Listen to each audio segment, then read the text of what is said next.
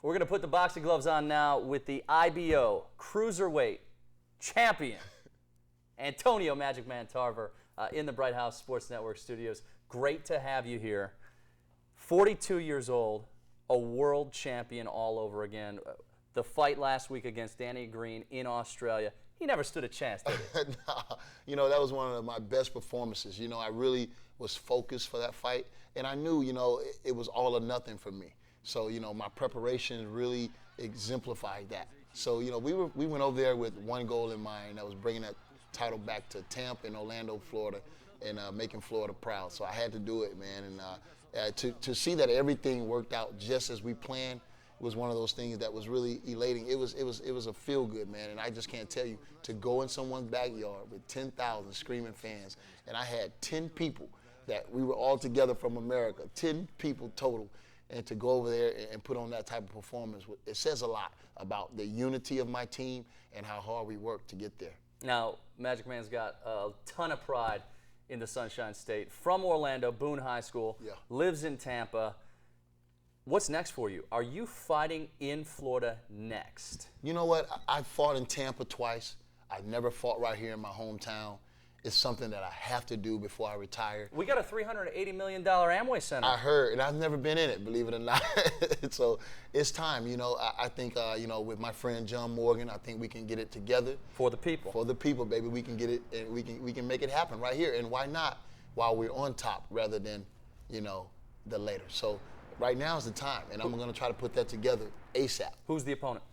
We don't know yet, man. We've been right now hearing rumblings from Vladimir Klitschko, the heavyweight champion of the world. Steve Cunningham, the cruiserweight champion, who has 2 titles. Cunningham just called you a punk. Oh, yeah, but they all start out talking like that. But and Hopkins, believe it or not, and that's the fight we want. Really want Hopkins. We got busted up pretty bad against him. It's one of my worst fights, one of my worst performances, and I'm not the one to make excuses, but 2 months removed from that fight, I was 233 pounds, co-starring in the Rocky Balboa movie. I felt that I should have had a tune-up fight in between, just to test the waters, rather than fight such a legendary fighter, a great fighter like Bernard Hopkins, and, I paid for that mistake. Let's give the viewers some background to that. That movie, Rocky Balboa, you were one of the main characters in that movie. The Line. Mason and the Lion Dixon. Now, you had to cut that weight and get down to what? 174 from 233. 233 in 2 months, so it killed me. And, and even on top of that, I felt like, emotionally, spiritually, I was just somewhere else. I couldn't get up, I couldn't get down. It's just like the whole fight was just zapped out of me. Didn't you have food poisoning too? I felt like it was some poisoning. I don't know if it was food poisoning or not. but like I said, I know my body. And even when I'm not in shape, I'm able to fight. And that night, nothing seemed to work. Mentally, my emotion everything seemed to be zapped out of me. I would love a rematch with Bernard Hopkins. The guy, I think he should have been credible enough to give me a rematch, considering he had lost 2 previous times to Jermaine Taylor. He was a forgotten man, and I gave him an opportunity of a lifetime, which he's still eating off to this day. I think he should have done the honorable thing and granted me a rematch. So Amway Center. That's what your focus is. Yeah, I would love to come home, man. It'd be a homecoming for me. I've never fought here professionally in front of my hometown, and I think it's something that we have to do for all the people that have followed me over the years, to let them know that, I still bleed Orlando.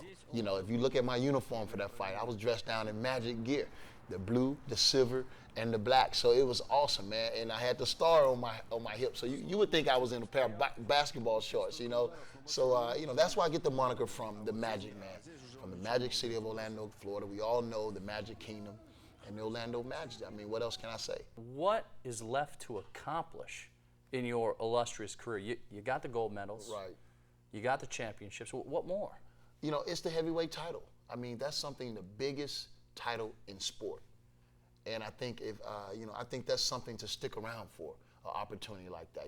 George Foreman did it, even though George was a humongous guy. He did it at the age of 45, and nobody gave him a chance in hell to do it. And I don't know why that goal has been stuck in my mind all these years. And I just feel that these guys are the Klitschko brothers. I think my biggest advantage would be the underestimating. They'll be underestimating me, and it gives me an opportunity to be David in a fight like that with Goliath. So, you know, I'm excited about it, and I hope they call. And it sounds like you want complete redemption with Hopkins. Most definitely. I think that's a fight we have to have before I hang it up. I love it. What a good time to have Antonio Magic Man Tarver here in the Bright House Sports Network studios, and we're just giving you a little taste of what's to come. You will find out what's next for him by following him on Facebook and Twitter. Let the fans know where to follow you. Oh, yeah, Antonio Tarver Facebook and at Antonio Tarver on Twitter and on Showtime. He's a commentator, too. He might be coming for my job one of these days. Great to have you with us. Thank you. Thanks for having me. Antonio, I'm David Baumann, Bright House Sports Network.